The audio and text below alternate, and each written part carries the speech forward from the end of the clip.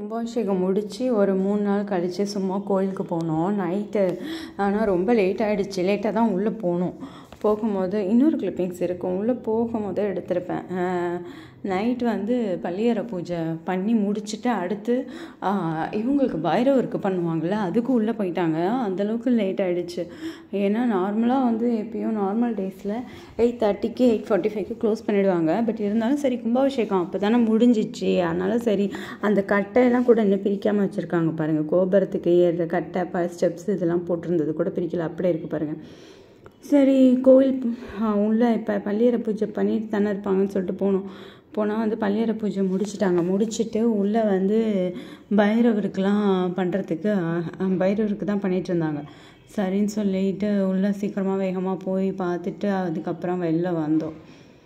இது அப்போக்கே வந்து 9:20 நைட்டு. அப்போக்கே உள்ளே போகும்போதே வந்து பள்ளியறை பூஜையும் முடிச்சுட்டாங்க. அப்போ எவ்வளோ சீக்கிரமாக பண்ணியிருக்காங்க பாருங்கள். அது கோபுரத்தை எவ்வளோ அழகாக இருந்தது தெரியுமா? நேரில் பார்க்கும்போது அவ்வளோ அழகாக இருந்தது. அதுவும் நல்லா வெள்ளை அடித்து பெயிண்ட் பண்ணி அதில் லைட் எரியும் போது அவ்வளோ அழகாக இருந்தது. செம்மையாக இருந்தது, சான்ஸே இல்லை. நாங்கள் போய் பார்த்துட்டு அதே மாதிரி இந்த சிவன் இருக்கா, அதுக்கு ஃபஸ்ட்டில் உள்ள பிள்ளையார்கிட்ட நெல் கொட்டி வச்சுருப்பாங்க. எல்லோரும் அவங்கவுங்க பேர் எழுதுவாங்க. சின்னதுலேருந்தே இந்த மாதிரி தான் பண்ணுவாங்க. எவ்வளோ நீட்னஸாக இருக்குது பாருங்களேன், பெயிண்ட் பண்ணி. அங்கேயும் இப்பயும் நெல் கொட்டியிருந்தது. அது நிறைய பேர் எழுதி தான் போனாங்க. எவ்வளோ நெல் கொட்டியிருக்கு பாருங்களேன். அதெல்லாம் கோயிலோட விளைச்சலோட இதுலேருந்து வரும்னு நினைக்கிறேன். எனக்கு ஆனால் அதெல்லாம் எதுவும் தெரியாது. ஆனால் கொட்டியிருக்கும். அதை பார்க்கும்போது அழகாக இருக்கும்.